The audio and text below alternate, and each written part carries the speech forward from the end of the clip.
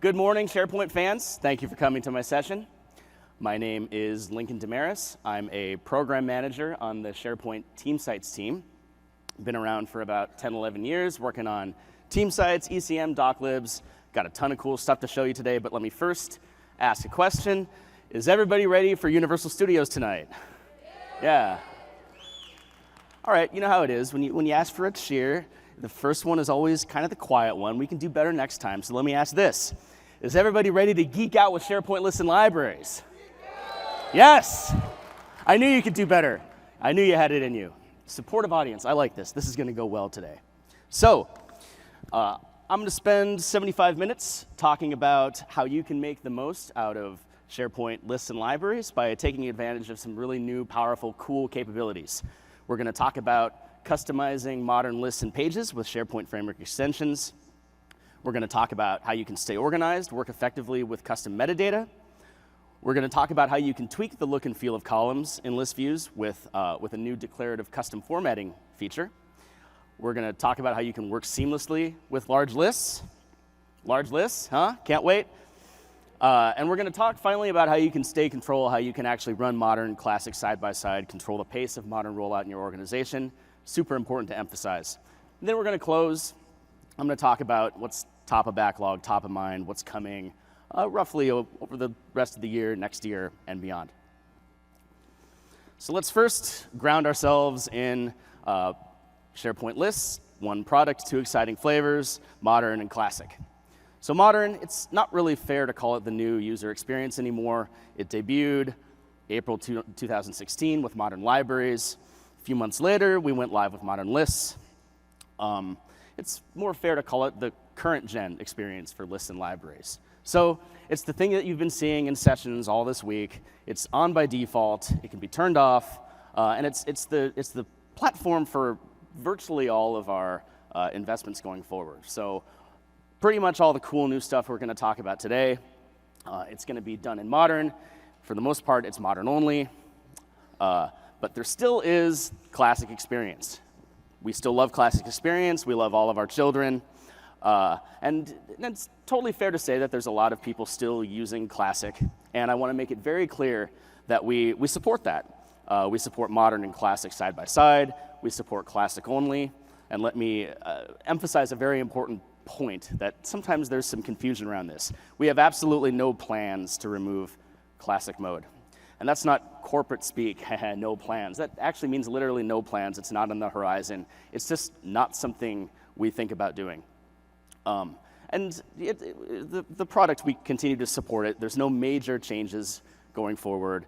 We do fix a lot of bugs. We want to make sure that you stay productive on lists and libraries, whether you're modern or classic. And so we're committed to supporting classic. But we're really excited about modern, and I hope that some of the stuff I tell you today is going to make you think if you're, quick show of hands, who's using primarily modern today? Oh, pretty good, pretty good, pretty good. One thing I didn't point out is that modern, yeah, everything modern is in the service only today, but it is planning to come in the next major on-premises release of SharePoint. So if you're excited for modern, but you're on-prem, we support that, and so we'll bring you along. So the primary reason we hear people stay in classic is because, well, classic has a ton of customizability that modern doesn't have, and we are working really hard on changing that. So we've announced this week the general availability of SharePoint Framework extensions. So extensions allow you to use, yeah, okay, sure, clap, clap, sure, go ahead, thank you, thank you. Yeah, I love it, excitement. So SharePoint Framework extensions allow you to use the same tool chain, deployment, lifecycle model as SharePoint Framework client-side web parts. So if you're familiar with how those work, you're probably pretty familiar with how SharePoint Framework extensions work as well. They are designed to change the look and feel of modern pages in fairly specific ways. So we have a different type of extension for every sort of customization scenario. And right now we have 3 extension types. We're going to talk about those in some detail. First, there's Application Customizer. So in some ways, Application Customizer is the simplest one. It allows you to define custom script that's run on all modern pages in a site collection. And so you can kind of think of it as the modern custom action script block or script source. But we encourage fairly scoped uses of that power. So it might be code that you can run on every modern page, but we don't support doing things like going in and changing the DOM of the page in arbitrary ways. We think that's generally a way to build a customization that's going to be brittle and won't work once we make a change to the user experience. So in return, we give you our strategy and actually our implementation is that we give you some well-known placeholders on the page that we say, hey, the out-of-the-box product is not going to do anything to these regions of the page. We leave it totally up to the developer to extend those. So right now we have a top region for a custom header. We have a bottom region for, well, a custom footer. So that's application customizer. Second, we have command set. Command set is designed to extend the command surfaces of the product.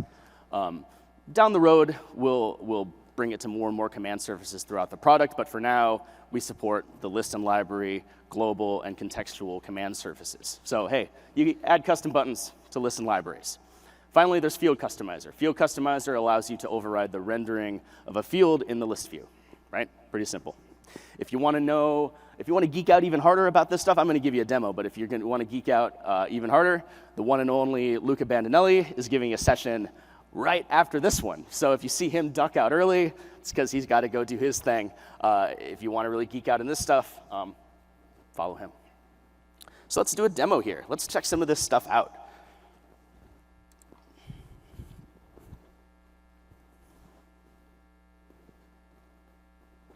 Got to stay hydrated. All right, so we're looking at a modern team site here, but it's not your average team site. You'll see right at the top, there is a custom header. So this custom header is giving me some insight into what's going on in my site. It's giving me a call to action, accepting summer 2018 trip ideas. It's giving me some status. And this is sort of exemplary of how we see the custom header being used. There's no footer on this site, but you get the idea. So use your imagination. Tons of things can happen in this header. I'll be honest, a lot of people look at this and they think, yeah, this is a great place for a custom navigation control. That might be true, but we really encourage you to think about, if you've heard about the hub features that we've announced this week, give that a look before you decide to use application customizer to build custom nav. We think you're going to be better off using our out-of-the-box navigation features whenever possible. So coolest thing about the header is it follows you around, so it's at the top of every modern page. So I can click on this adventures list, and sure enough, the header follows me. And you know, the header doesn't necessarily have to say the same thing on every page. It can be contextual. I think Luca's going to show you an example of a contextual header. I hope I didn't break into jail there. He's nodding his head. He's nodding his head, everybody. All right, so that's application customizer. Next, let's look at field customizer.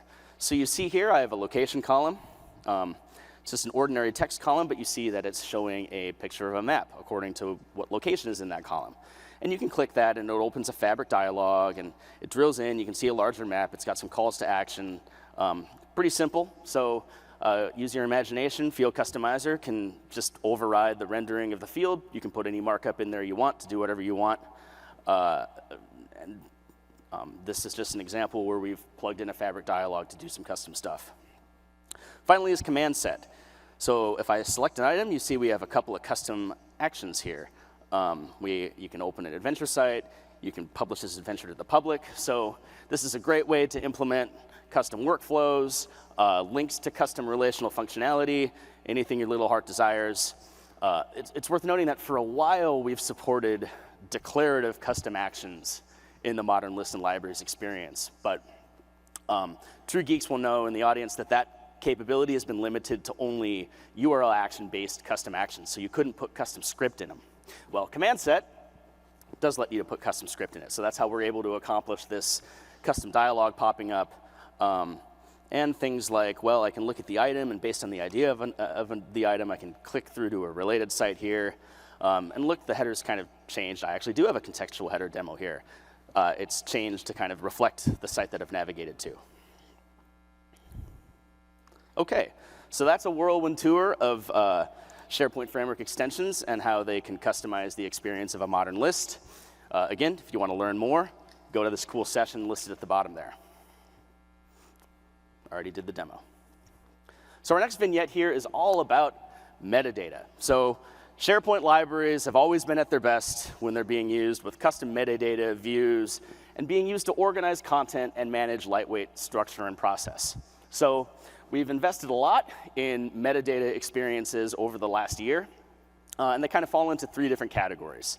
The first category is just fundamentals. So the business of adding custom columns, editing data, and just using metadata has gotten a lot better. And we're going to continue to strive to make it a lot better. We have a new feature called files that need attention.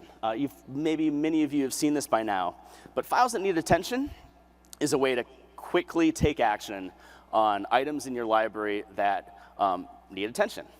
And we've initially focused this on the required metadata scenario. So items that are missing required metadata will show up as needing attention, and we give you a dedicated view for taking care of files that are missing required metadata. So we're going to do a cool demo of that. And finally, there's custom formats. If field renderer was not, or field customizer, the SharePoint framework extension we just looked at, wasn't enough for you, we have a new declarative Power IW approach to customizing fields as well. And we're going to do some really cool demos of that. So let's just get in. Let's play with the product.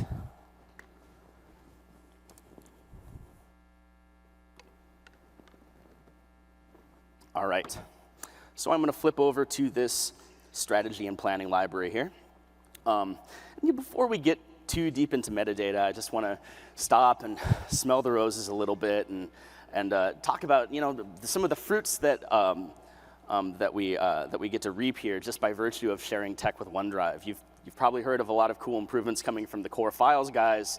One of my favorites is we have this new compact list view. Hey, industry leading information density. That's right, we actually measured it. We know, especially if you're a classic diehard and you like the kind of more condensed view of classic, here it is in modern. I'm super excited about this.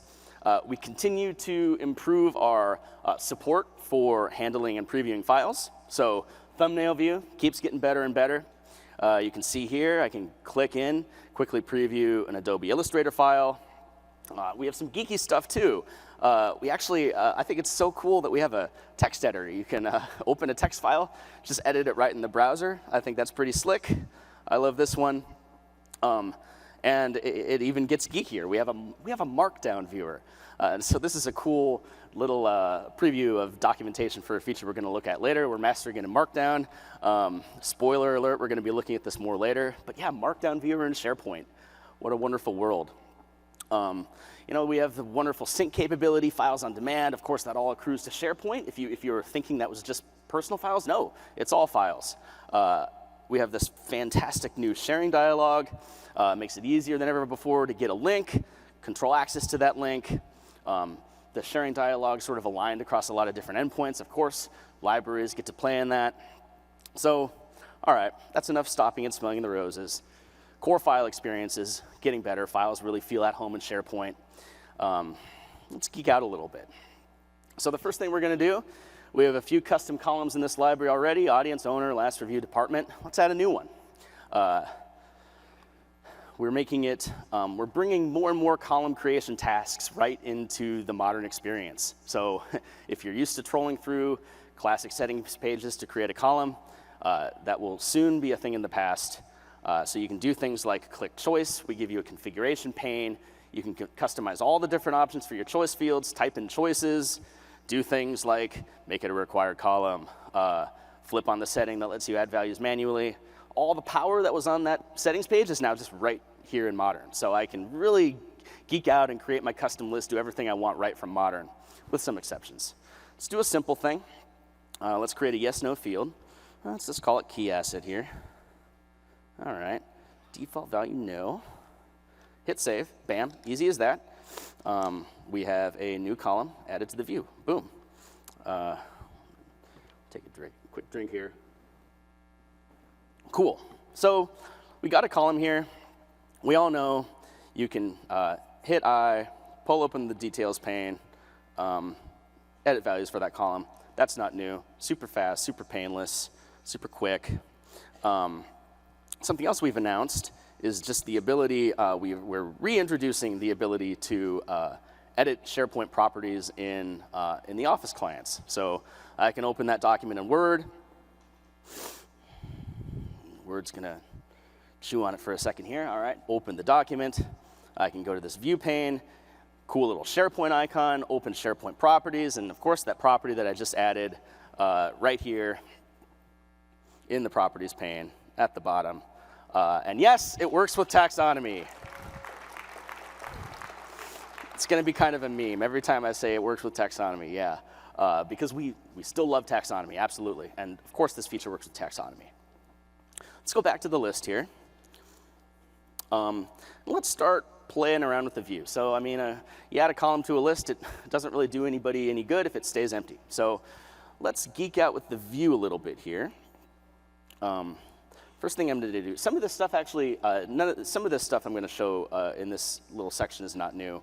I can show hide columns, and I can rearrange this. I want to put this key asset column right kind of front and center. It's an important column. I got to focus on getting it populated.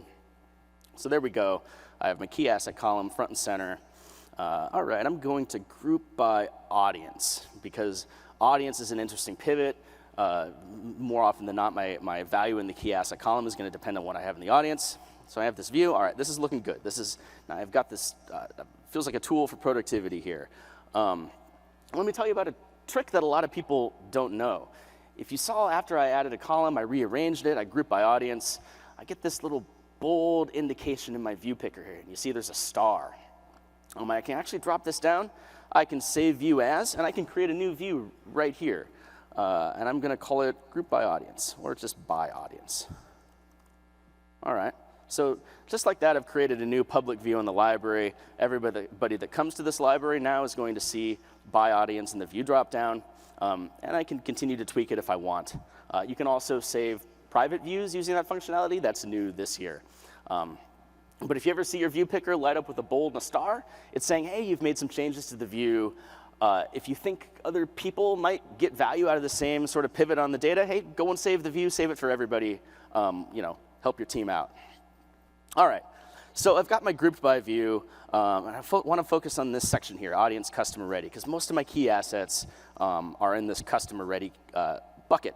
So as before, I can go in, I can kind of go one by one here, and I can set the key asset field. It's super fast, but we've gotten feedback that this isn't fast enough. People want to go faster. Metadata is fun, but you don't want to spend your whole day doing it. So wouldn't it be nice if I could just select a group heading here? Oh, look at that. It gives me my metadata controls right here. I've selected all customer ready. I can click key asset, click save, and I've saved the value across the whole group. Yes, bulk tagging, coming to Modern very soon. This is a little bit of a preview.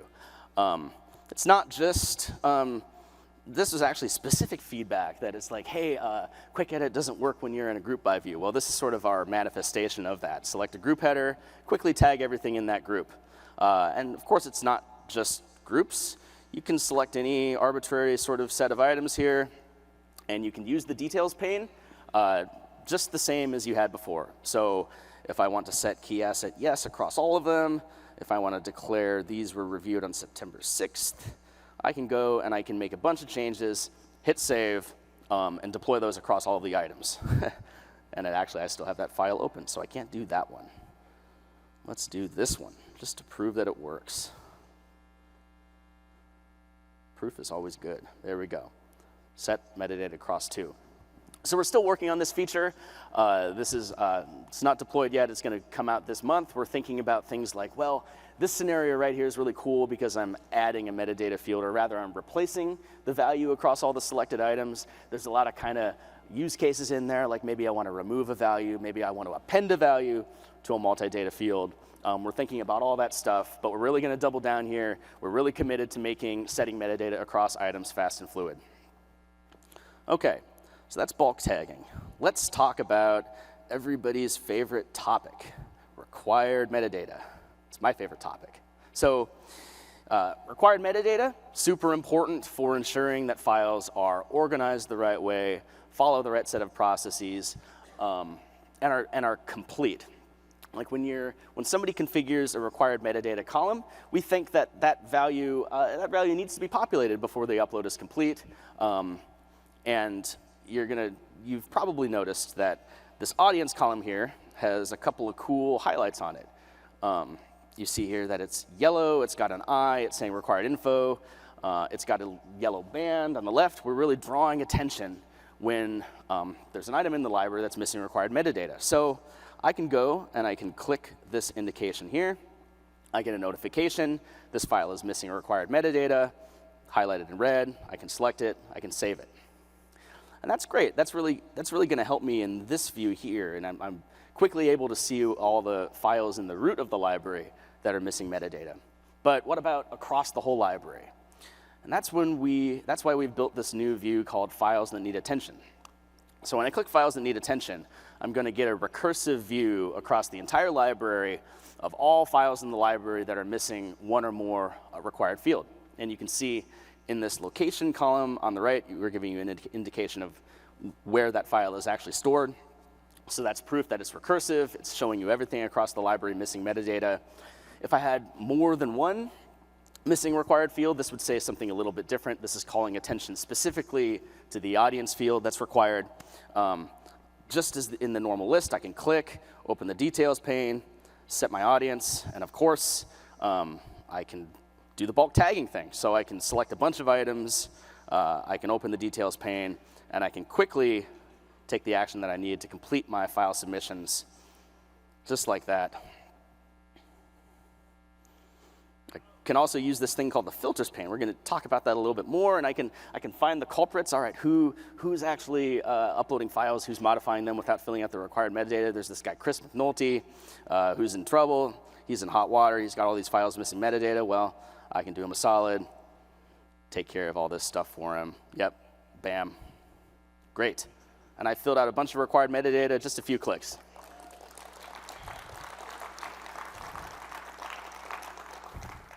But the best kind of file is a file that doesn't need attention at all. And we've heard a lot of feedback that it'd be great if you built a seamless flow between uploading a file, filling out the required metadata. We've done work too to actually ensure that fewer files need attention. So I'm going to just go ahead and I'm going to drag and drop 3 files into the library. And what SharePoint's going to do is it's going to have stage fright. You need to go back to the root of the view. You can't upload files when you're in the Files That Need Attention view. Maybe we'll enable that, but it's a little bit ambiguous where the files would go. Anyway, I'm at the root of the library here. Drag and drop 3 files. So what SharePoint's going to do is it's going to select those 3 files. It's going to recognize that there's a missing required field. And right away, I can just go and set the metadata right there. So drag and drop a bunch of files, set metadata right away. Maybe you won't even need the needs attention view, but it's there if you want it. So why is metadata useful? Well, so many reasons. One of the biggest ones is just making it easier to find specific files that you need to get your job done. So we're going to talk more about this thing called the filters pane. But first, let's go in kind of the Wayback Machine, and let's take a trip back to Classic. Here we are. How many of you guys, who's fans of the classic metadata navigation and filtering feature? Yeah. I was expecting some woos, some almost Universal Studio epic cheering there, but not quite. Well, here it is. You can see I have my Classic library all decked out with a couple of special metadata filters. I have a hierarchical navigation hierarchy, rather, filter on this department field. And yes, it's taxonomy. And I have a key filter here on owner. So I can use these controls in Classic to slice and dice my list by this taxonomy, then by owner. Then I can use my normal view controls as I would before. Let me click Exit Classic Experience, go back to Modern. That was new, by the way. We just gave you the ability to go back and forth between Classic and Modern using that switch. So yes, I knew there'd be a fan. Cool. Back in Modern, let me show you the new face of metadata navigation and filtering. It's called the Filters pane. And you'll notice the first thing we did with the Filters pane, by default, if you have an uncustomized library, we do some work to kind of figure out what the best filters are for you. But if you've gone to the trouble of configuring metadata navigation, we already know what filters are important to you. So you see, well, Filters pane is preceded here with this taxonomy field, department. and this owner field. So I can quickly slice and dice using the filters pane. And this is intended to be a bridge for people who built familiarity with the classic filtering feature. We now represent those in the filters pane, just, I guess, in a different quadrant of the screen. The filters pane, totally customizable. So it's preceded with the filters that were configured in metadata navigation and filtering. If I don't like them, I'm not going to remove the taxonomy one. I like it too much. I can remove filters that I don't want to see. And I can also pin filters that SharePoint didn't pick by default. I have this last review column, super relevant to me.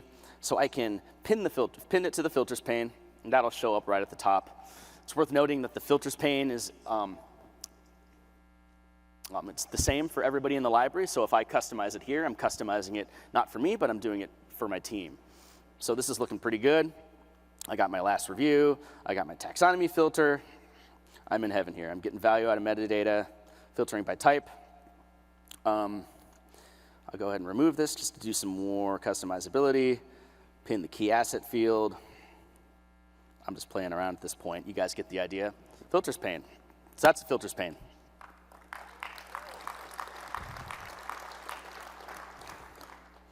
All right. We just took a look at a lot. So let's kind of recap. Go back to slides. So first, let's talk about metadata fundamentals. So that modern column creation I showed you, it's worth noting that I mentioned that we endeavor to bring column creation wholly into the modern UI surface, preclude you from having to go to classic settings pages. We're not 100% there yet. We still have lookup, we still have managed metadata. You still have to go to the classic settings to create those column types, but everything else is live now. Editing metadata in Office, you saw me open Word, view the SharePoint properties pane right there. It's in Word only. We're going to bring it to the other Office apps very shortly. And bulk editing in the browser. You showed me demoing details pane-based bulk editing. We're also looking at a fully modern realization of the quick edit view, the grid view. Quick edit is there, but maybe you've noticed that we're sort of just iframing in the classic quick edit feature. We are working on a modern, native, faster, more fluid realization of that quick edit functionality. So a lot of ways to apply metadata in bulk. Just again, recapping the files that need attention view, helping users focus on files that are pending, incomplete, or otherwise need attention. Initially, we're very focused on that required metadata scenario. We get a lot of feedback that modern is a little soft on required properties. Classic used to do this thing where if you upload a file with missing required properties, it left that file checked out, rendering it invisible to all but the uploader. Modern no longer does that. And we really hope that this files need attention view and the requisite sort of highlighting of the required fields in the view, and stuff like bulk editing after upload. We hope that solves the need for library owners to enforce required properties. We're going to listen to feedback. We're going to keep listening to people who have feedback about that required properties experience, but know that this feature is largely in response to that feedback. And we're also going to endeavor, just pointing out, we'll talk about this more when we get to the backlog section, but we endeavor to make this more and more a place for different categories of files that need attention, not just required metadata, but files that are needing attention from a workflow, maybe files that have been left checked out too long, or leave that up to the implementer, have a way to extend that to sort of domain-specific concepts. Filters pane. Filters pane replaces metadata navigation and filtering in the modern world. And it's worth, I didn't point this out during the demo, but the way it used to work is if you configured classic metadata nav, we would actually fall back to classic. We would detect that, and we would say, ooh, we don't know how to handle that, so I'm going to show you classic instead of modern. We no longer do that because we feel like that the bridge that I showed you, the configuration and from classic carries on to modern. We think that fills the need, so we no longer fall back to classic when metadata nav is configured.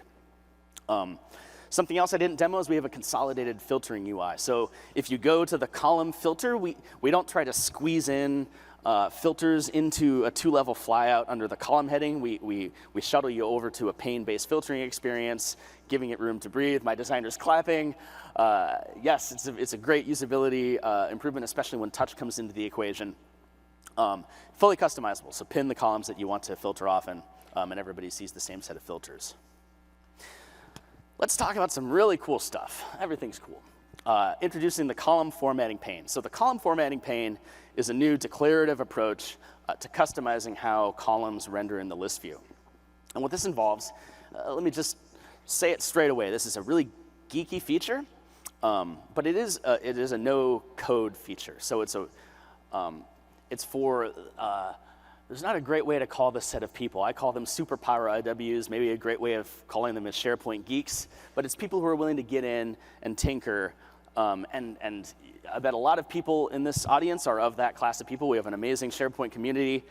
So this is a solution for people who are willing to edit JSON using documentation to really get in and customize how their lists look and feel.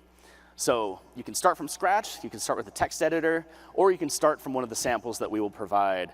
That's what we're going to be doing during the demo session. Tweak it to fit your list. This is not released yet, but we're planning a worldwide release of this, of what you're about to see next month. That's not a guarantee, but that's what we're planning. So let's take a look at this.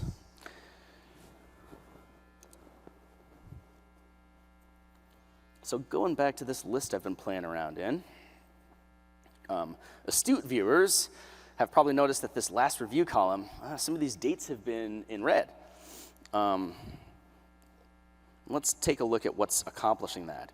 If I drop down the column header, I go column settings, I go format this column. You can see, well, this column has a custom format applied. It's a bunch of JSON. Instead of squinting at it here, let me go over to my text editor where I have the same thing. So we're going to walk through a few of these different examples. What are we doing here with this column formatting JSON? Well, we're saying, hey, I want you to render the output of this field inside of a div. I want you to place the value of the field inside the div. And I want you to give it a style. So that style is just a color. And that color depends on a simple conditional operation here. And what this is saying is, hey, if your field is older than the date 60 days ago. Right here, we're doing this date math. Computers love to talk milliseconds when you're referring to dates. And fun fact, this is the number of milliseconds in 60 days. Write that number down. It might be a test later. So what this is doing is, if your date is more than 60 days old, give it this color right here. This is red. And if not, if it's some other date range, then don't give it any color at all. Sure enough, when you see how that manifests is, yep, things that are 60 days or old or more are colored red. Everything else just looks normal. Pretty simple example. Let's do more. So I'm going to go to this conference prep list. All right, I'm using this list to track some tasks on my team to prepare for an upcoming conference. And I want to give this list a whole Hollywood makeover. Let's make it fabulous. Let's get to work. So first thing I want to do is I notice some people are slacking on the team. They're not completing their tasks. They're missing their due dates. First thing I want to do straight away is, well, I want to give this field a little bit of spicy formatting here. So let's go to another example that I've prepared. And it's kind of a similar thing where I'm outputting a div. I'm giving it I'm filling that div with a piece of content, the title. And I'm doing kind of a double-level conditional statement here, where I'm saying, hey, if the task is not done, all right, if the status is not done, this is referring to a field by its internal name. If it's not done, and if it's past the due date, then again, color it red. If it's done, falling back the ternary statement here, this is a hex code for a fancy color of green.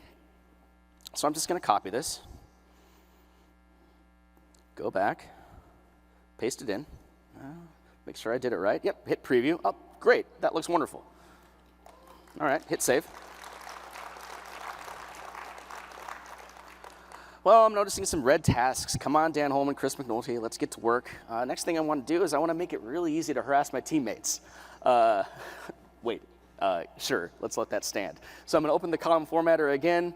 I'm going to go to another example here. And what this is doing, it's doing something a little more complicated. It's outputting a div. It's giving it a couple child elements. It's first putting the name of the field, the person, into a span. And it's rendering another element child element, a link, a hyperlink, an anchor tag.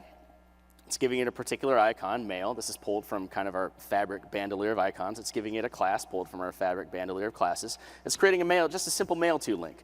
I can click that link and contact my team member and ask them how their task is coming along.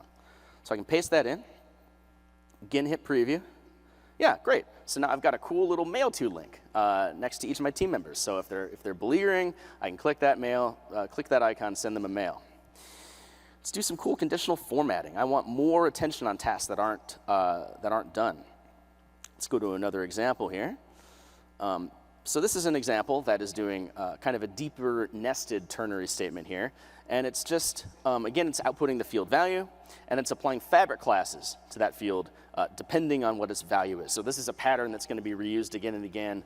It'll be in our documentation. You can copy paste it, and the kind of pattern is going to be, well, look, I've enumerated, I've applied particular classes to my choice field, low, good, warning, blocked, depending on the value. So all you really have to do to make this work for your choice field is you got to replace my choice field values, in progress, done, in review, blocked, with your choice field values. So again, I'm going to copy this, paste it, preview, looking fab, hit save, great. We also let you do lightweight data visualization things using some kind of cool CSS tricks. So I have this number column. Numbers are kind of boring. I want pictures. So I'm going to go, let's check out this example here, where we have a class called SP Field Data Bars. This is a new class that we created that's well suited for doing data bar visualizations on number fields.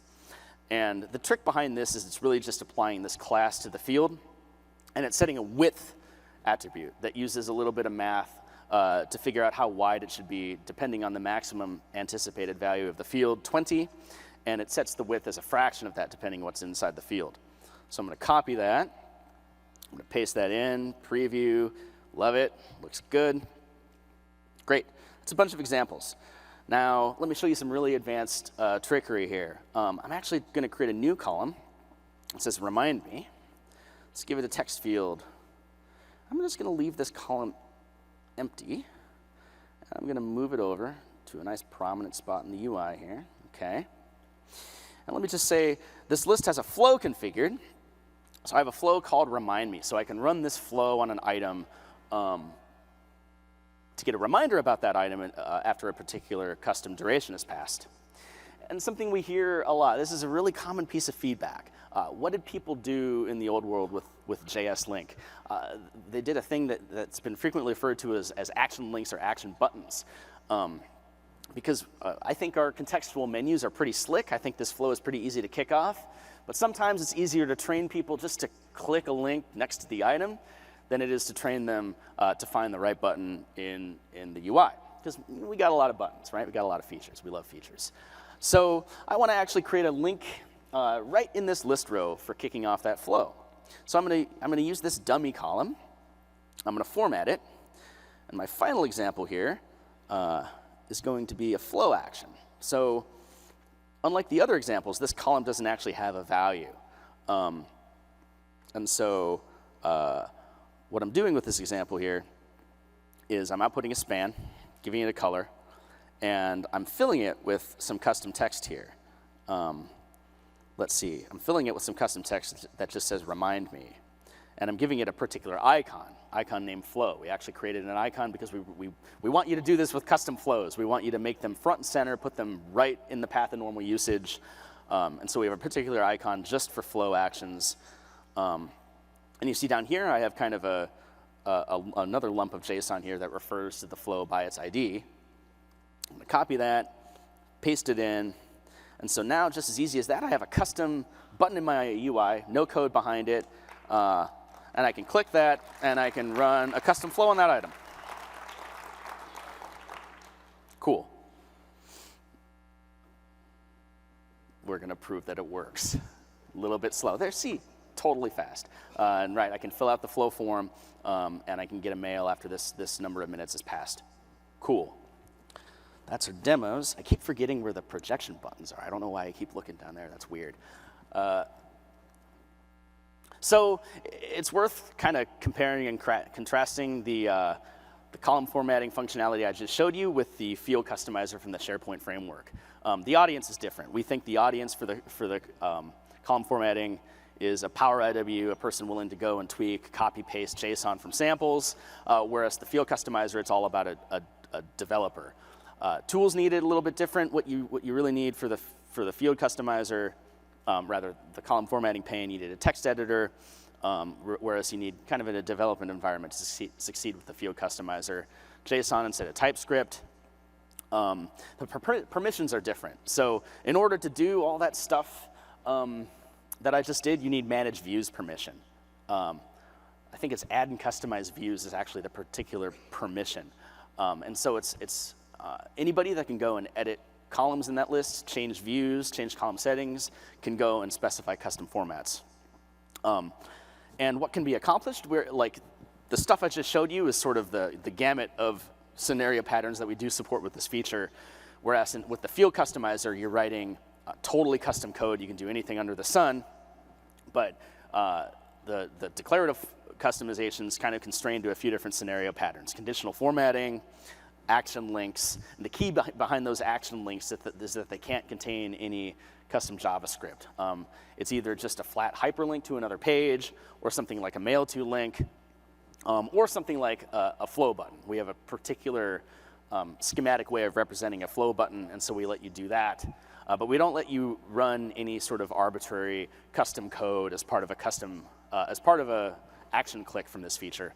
In order to run custom code, you have to be a developer, and you have to go through the SharePoint framework sort of deployment process. Final scenario pattern is just using icons and CSS to decorate fields with visual indications of trend and progress. I showed you the number bars example. We also have some cool kind of trending icons that you can use as well.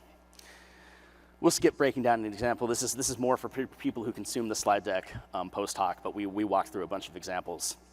We're going to have great documentation. Actually, if you saw me open that Markdown file, the picture at the top of that Markdown file looked a lot like the library or the list I was just customizing. Everything there is going to be documented, copyable, pastable, tweakable.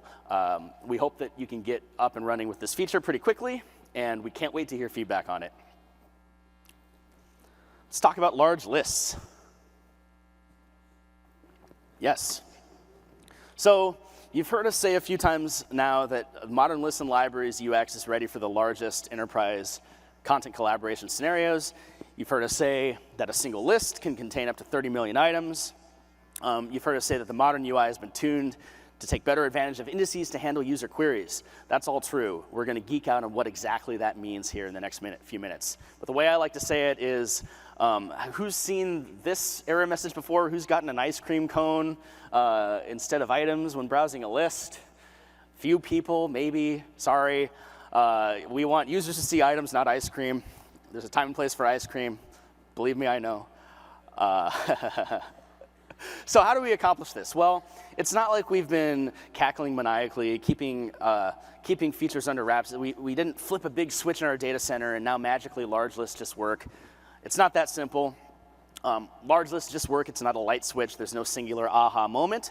It's rather making steady progress on a couple of distinct fronts. One of the fronts is something that we call predictive indexing.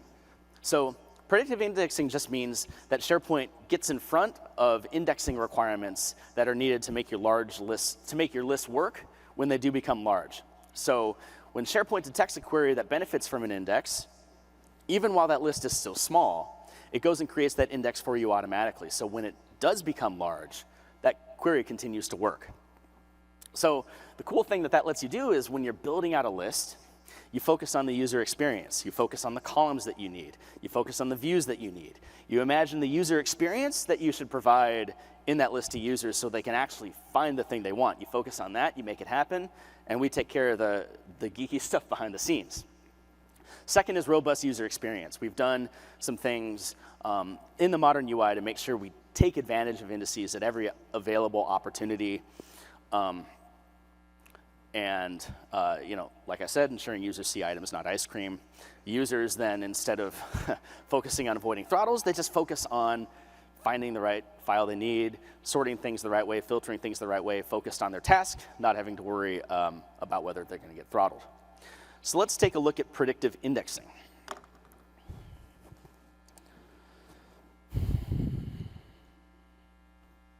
So I have this list here, events, and I'm just going to continuously prove this events list here has 19,001 items. Someone went and added an item.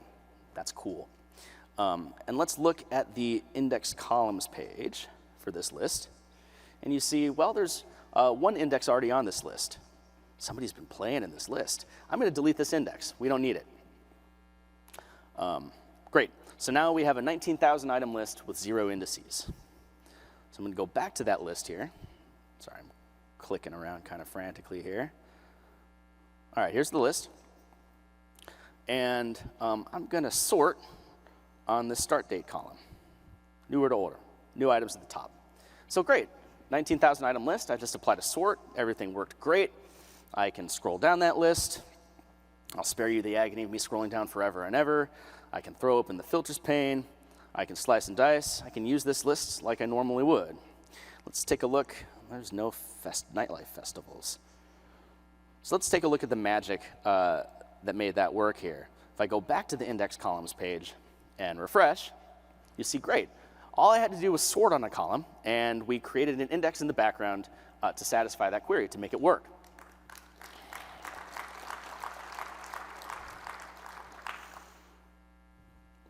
This also works with views.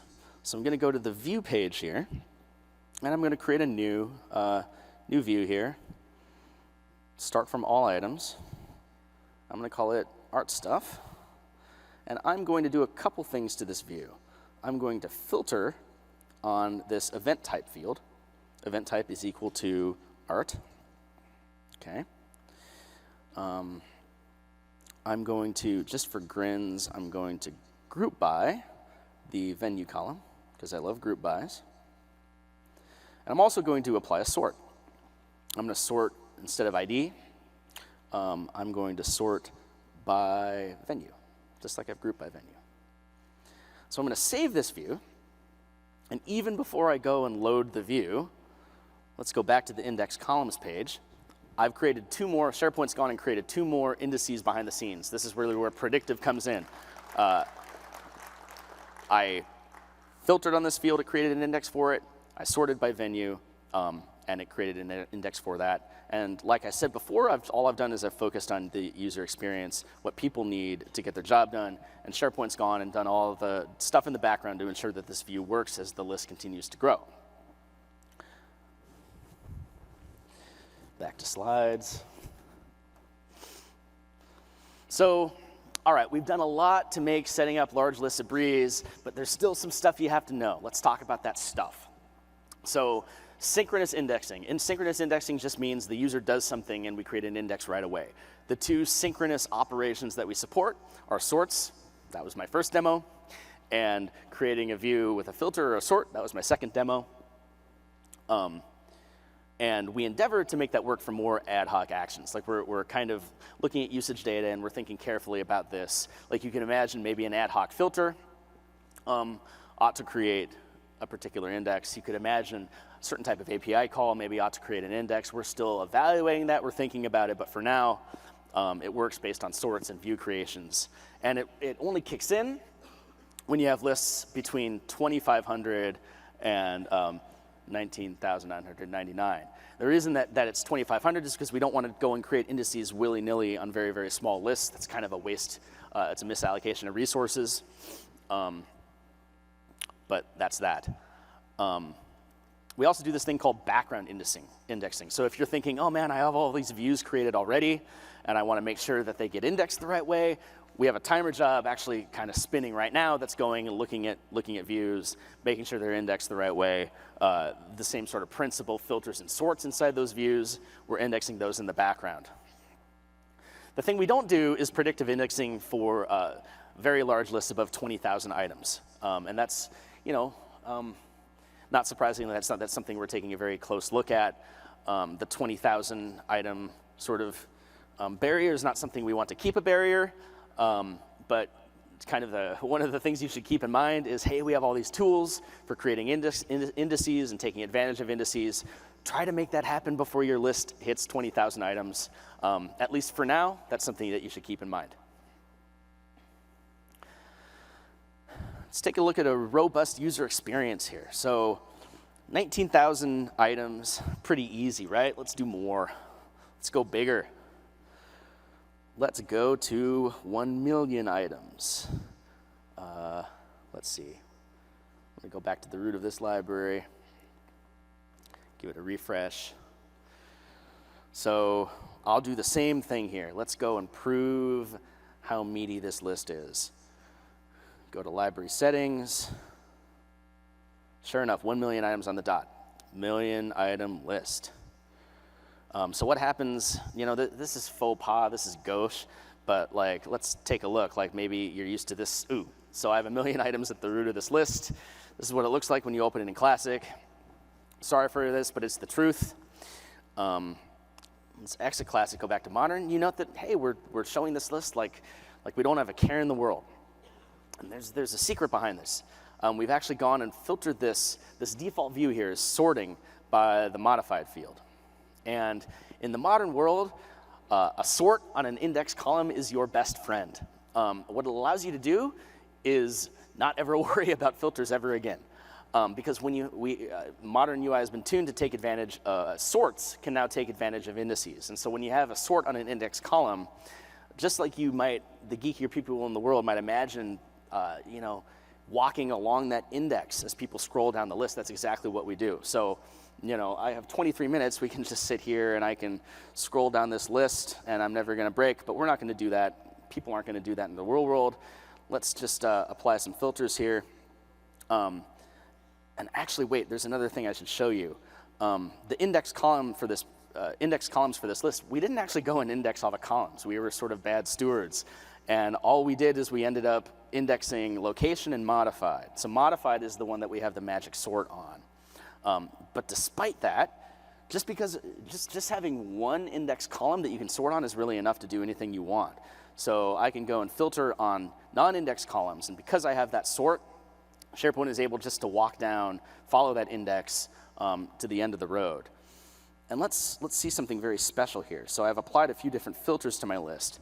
And you see here SharePoint saying tap here to load more items. When you see this link, you know that, well, in the old world, this query certainly would have gotten throttled because there's so many items that we have to evaluate to actually satisfy the user query. But instead of throttling, we just let you scroll. If the item that you find isn't in the working set, you just continue to tap, continue to load, and eventually you're going to walk the entire index and you're going to get to the bottom. So this is large SharePoint lists now, and there's just no such thing as a throttling error.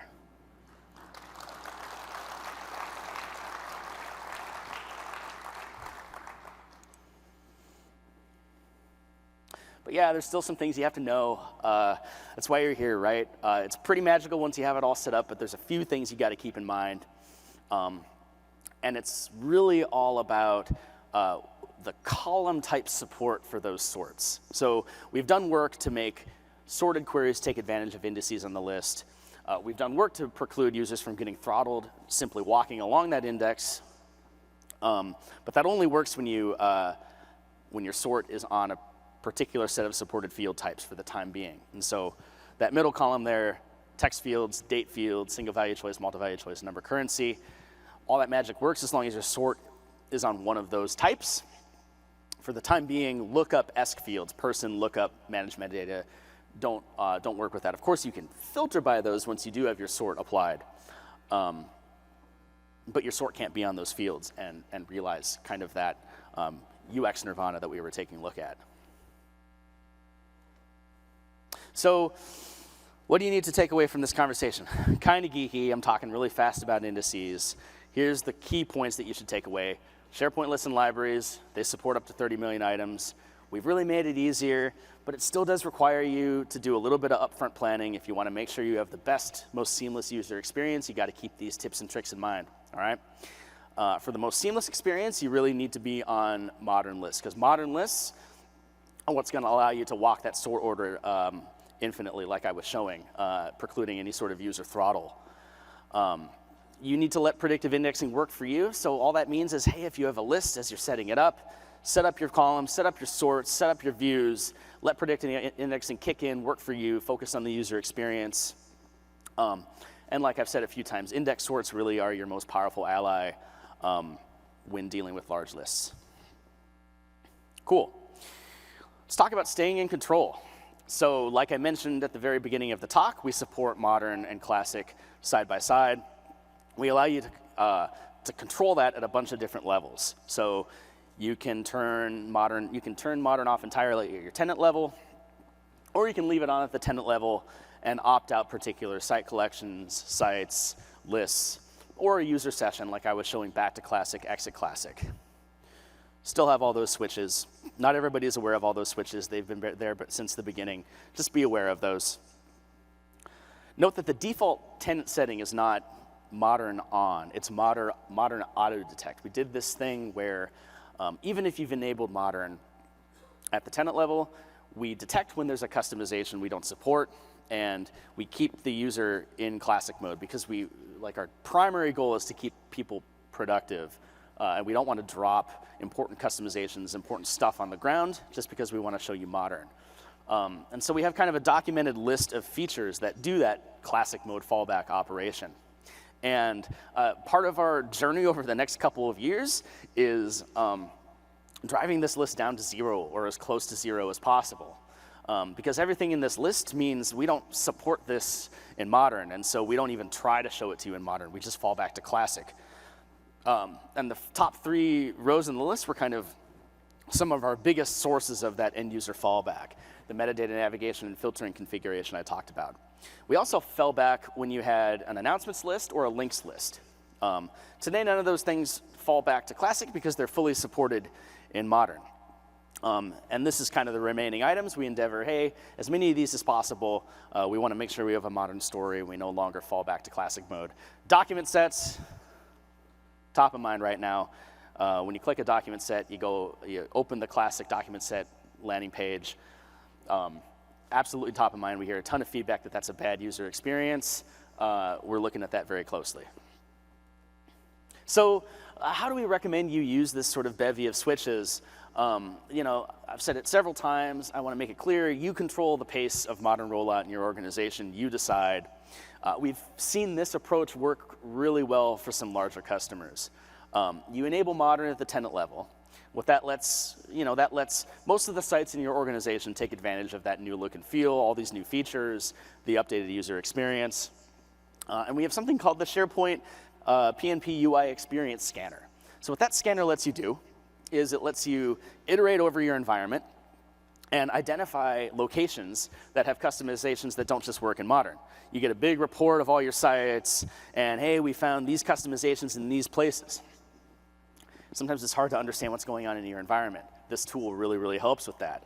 Then what you can do is, well, you can look at the particular places in your tenancy that actually have these customizations, and you can evaluate them on a case-by-case basis. You can say, this site has all sorts of custom actions. It's got a customized master page. This thing really needs to stay as is. Well, then you can use our site collection switch. You can use PowerShell to opt that particular site out of modern, keep that in classic, and evaluating as you go. Some of these sites maybe have customizations that aren't important anymore, and they'd rather be on modern. They benefit more from the modern stuff that we're talking about. But again, that choice is yours. Cool. Let's talk about looking forward. Just a quick kind of tour of stuff that's top of mind. And note that nothing that I talk about here is guaranteed, no particular timeline. It's just kind of me spilling out my heart saying, hey, what are we thinking most about over the next year in light of everything that we just talked about? SharePoint Framework extensions. Top of mind right now. And this is one area where we just went live. We're listening really close for feedback. We're really excited to see more and more of what people build with these extensions. And so this is very much a draft list. We're going to be very feedback, community-driven with our next steps here. But one thing that's fairly obvious, and I actually stole a screenshot from Git. We're looking at our Git feedback for this stuff. And thank you, Andrew Connell, if you're in the audience, for drawing up this fantastic spec of, hey, wouldn't it be cool if the application customizer had more overridable place headers? So we have the top and bottom in red, The green ones are, suggestions from AC about, hey, what should our next steps be? This is not necessarily what we're going to do, but this is sort of an example of what we're thinking about, the way that we think about the problem. We want application customizer to be suitable for plugging into the experience in more and more ways. Thinking about form customization. So kind of everything that I talked about with field customization is part of the list view right now. It doesn't really talk to the form. We have Power Apps for customizing forms, but we endeavor to bring more and more of the customization stuff to our web forms, and also the ability to actually totally customize the form using another type of SharePoint framework extension. We're thinking about navigation customization, so the ability to hook into our out-of-the-box nav controls, totally replace them, or just change the output of the data source, really customize our navigation menus.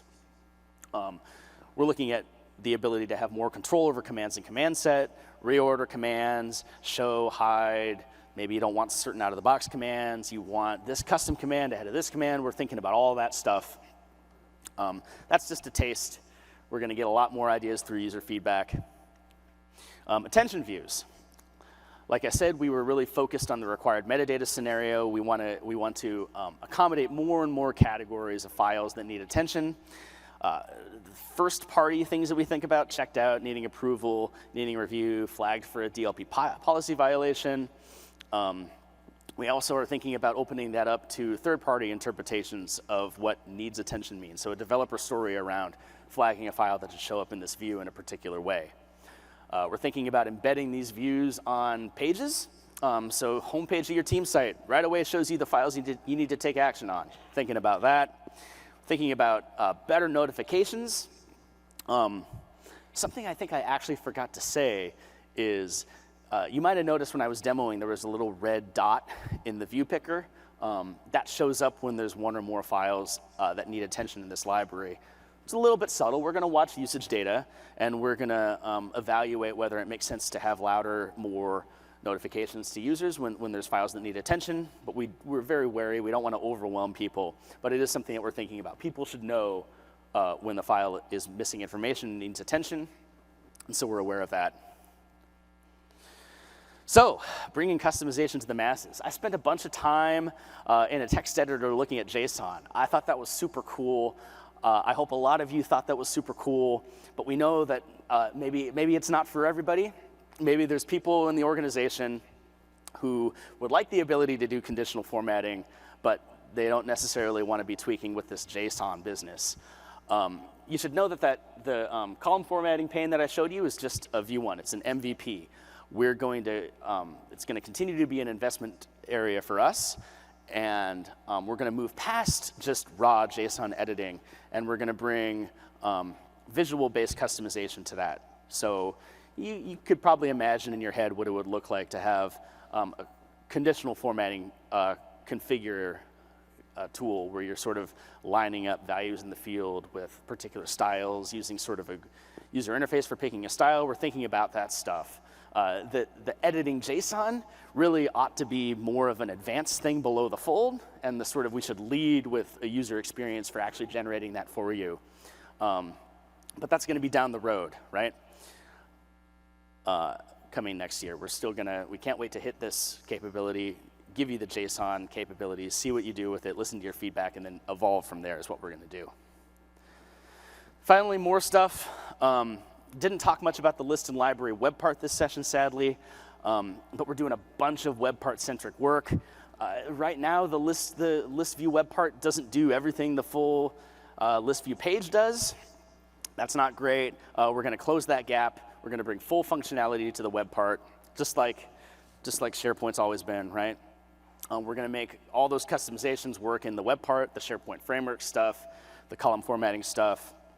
We're looking at bringing the ability to scope a library web part to a folder, which is a surprisingly common piece of user feedback that we get. We're looking really hard at web part connection scenarios, web part connection UX. The story there is a little bit incomplete, where that should actually probably be higher up in the list. That's a super top of mind thing for us right now. We're also thinking about the scenario where you have your list view page, you click edit, and you add custom web parts right there. We're thinking about that scenario as well. Document sets. We love document sets. We love the core truth of document sets. They're a collection of related items that share metadata. We want to keep the core of document sets true, but we want to bring them into the modern world. We want to give them a modern customizable page, and we just want to make them better and more, have a stronger presence across the suite in search results and roll-ups, and really like relaunch the glory of document sets to the masses. That's likely to be a pretty strong investment area for us looking to next year. We're also looking at some more geeky ECM stuff. So you notice my metadata story was focused pretty squarely on the end user. I, as an end user, can create a site. I can go and configure my columns. I can really easily reorder things, save views, really easy for me. We hear some feedback that there should be more top-down capabilities there. I want to lock schema, for example. I don't want end users configuring schema. We're going to look more closely at tools for those types of scenarios in conjunction with kind of the bottoms-up end user stuff that we've been showing. Templates is also something we're thinking about. Document templates. Well, that's all I got. Thank you very much.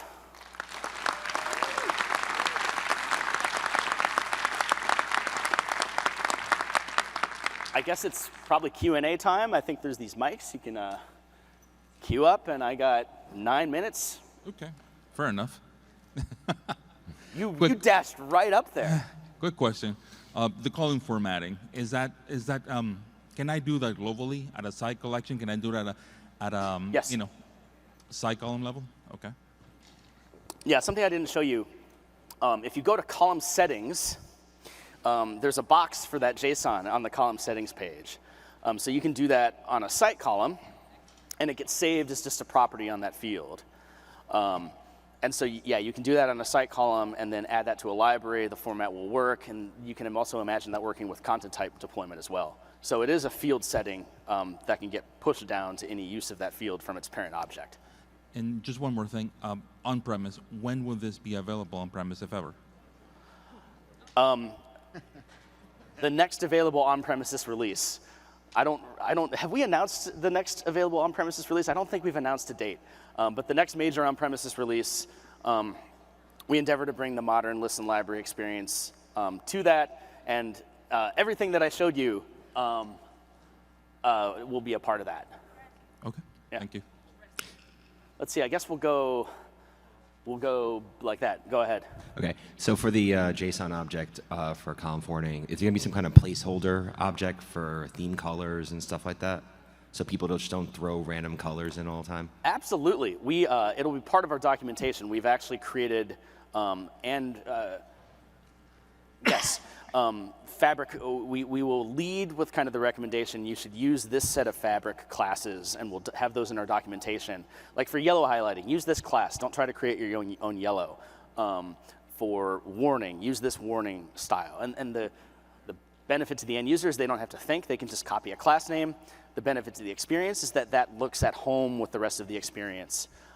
Same thing with icons. We have a set of Fabric icons that we will lead with support. Hey, use one of these sets of icons. Of course, we'll support just slamming your own image into it, but we will lead with kind of prefab classes and styles. Yes. Thank you. Yeah. Yes. I have a question on filter pane on the list. So there's a slider for date. Only we can go from left to right, but there is nothing like a date range. Yeah, we have that on our backlog, absolutely, yeah. Both double range sliding and just the ability to specify your own range. Correct. Yeah, we understand it's a little bit limited. Yes, we hear that feedback a lot, and that's high on our backlog. Okay, thank you. Yes, thanks. Great work on the bulk editing and group views. Thank you. But let's say I have a group with okay, go ahead. A group with a number of items that is a little bit uncomfortable to select one by one. Can I do like select first and last and get them all? Oh yeah, you can use Shift just like you would in Explorer to. It's either Shift or Control. My muscles know, but I don't. Yeah, just like you can piecemeal select things in Explorer view, you can hold down Shift and select that way. I can click on the first one and Shift click on the last. Or you can just click on the little selection check mark. Yeah, just click on the selection check mark. I'll show you. Okay, I feel safe. But yes, maybe I don't need to show. I'll show it anyway because it's fun. There.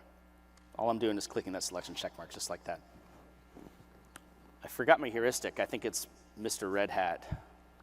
Yes, sir. Oh, yeah, sorry. Go ahead. No, it's all good. So the so for applying the formats to the columns, the JSON templates, where are those? And with all the classes and things of that nature for like you were using.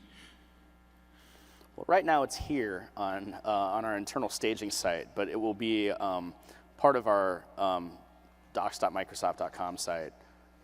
Is that what you're asking? Just where it will be just where to published? find them so I can start playing and. We haven't released the documentation yet because we haven't released the feature. Okay. Yeah, the documentation will be available when we roll out the feature. Wait, really? We linked to the documentation from the blog post? We linked to the documentation from the blog post. But you can't really play with it. You can just start to grok, bathroom reading maybe. Planning, as soon as it starts, we're ready to go. Thank you. Okay, thank you, team. It takes a village. Yes? What about the width of that title column that's 9 inches long?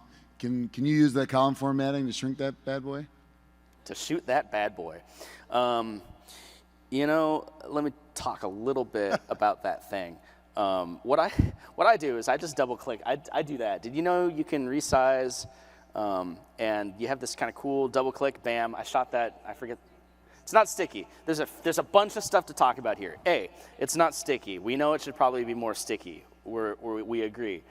B, our default sizing is a little bit uncalibrated, and we actually have that work item pretty high up. Yes, I don't like how we default size. We're going to fix that. Right now, you can just go ahead and resize it like this. We'll also endeavor to make that sticky. The column formatter, though, does not have the ability to set the width of the field in relation to other fields. So no, you can't do that with the column formatter. Sorry. Yes. Hypothetically speaking, if I have a document library that had 100,000 documents that were in a flat list, Yeah.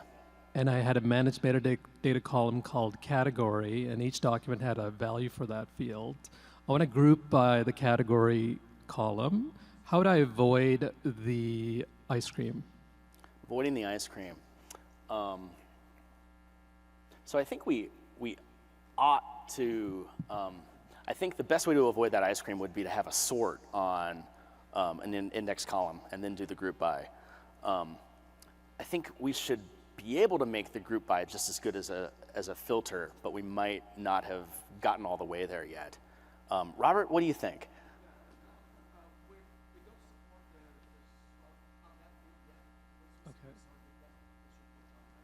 Okay, great, thank you. Right. Yes. Two kind of quick questions. One's more of a clarification for REST calls. Yeah. If I go ahead and just create indexes ahead of time, do I kind of bypass the restrictions as well? Or because the slides were a little bit unclear about that. Oh, sure, absolutely. We let you create an index as long as the list is below 20,000 items. And that applies to manual index creation as well as predictive indexing. We are looking at the ability to make it work for more than 20,000 items. So if I have indexes already for 100,000 list item set, can I use REST calls now and actually do filtering on as long as the calls are against? Yes. Okay. As long as those queries are constructed to use the index. Okay. Yeah. And then the second bit of it is, can we have some of these modern features actually cascade down to the system list stuff, like people and groups, for instance? Yeah, we look at doing that opportunistically. Like the new admin UI actually uses the modern list view control, the new admin experience that we have been showing. And so yes, we look at doing that where we can.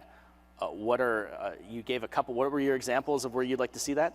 Like people in groups, the biggest thing that we have is when we have a large share of like external users, for instance, on a site level. Right now, you kind of painfully page through it, and I'm looking at the filter panel as a tremendous investment to solve that problem. It's a good idea. What do you think, Robert? Maybe we can do that. We'll think Do it, about Robert. that. Do it. This is the man right here. This is the man behind everything. Yeah, I think that's a really interesting idea. Thank you. Yes, Red. Oh, fantastic. Question on list and site columns. So Yeah. I noticed when you hit the plus mark up there, you're creating columns and you're kind of touting the ease of creation of columns on lists. But I mean, guidance for a long time with SharePoint is if you want reusability, you use site columns, and there's obviously implications for search with that. Is that the column gets categorized and indexed, and then you can use it in refinement and all that kind of good stuff. So obviously just wondering, is there a guidance change in terms of site columns versus list columns that we should be aware of, or is site column? No, we should probably clarify the guidance. Is there a checkbox maybe on that to say make it a list column or make it ad hoc list columns are great for scenarios where you're just getting in with your team, you're getting some stuff done. You're right that when you have like a information architecture rolled out across your environment, you probably want to use site columns because of stuff like search discoverability. I didn't really give this justice, but we are thinking about how we better allow sort of site column governance in conjunction with kind of this ad hoc creation stuff. And so we have heard the feedback that you make it too easy to create list columns. You're stomping on my ECM. We hear that feedback, and it makes a lot of sense, and we're going to think more about that. Okay, great, thanks. Yeah, thanks. Sure, I guess we got, you're back in line. Great, smart. All right, 2 more. So maybe the modern RE does this. Oh, there's other. I'm sorry, I didn't notice you over there. I heard you chuckle. Like. No problem. Anyway, sorry, man. Go ahead. So I remember in the classic list, like there was not an easy way to pin the column headers to like almost like a freeze panes in Excel, so that when you scroll, you see the column headers. Is that supported in modern anyway? My designer is looking at me and nodding with an exaggerated motion. Yes, we've actually had that on our backlog for a while. We want to enable freeze panes on the left so you can scroll left or right against that. Yes, that's something that we're thinking closely about. Okay, thank you. Yes. Yeah, I have a question on the JSON column formatting. Can you include the column formatting JSON when you provision a field declaratively? Yes. It's a property you set on the field.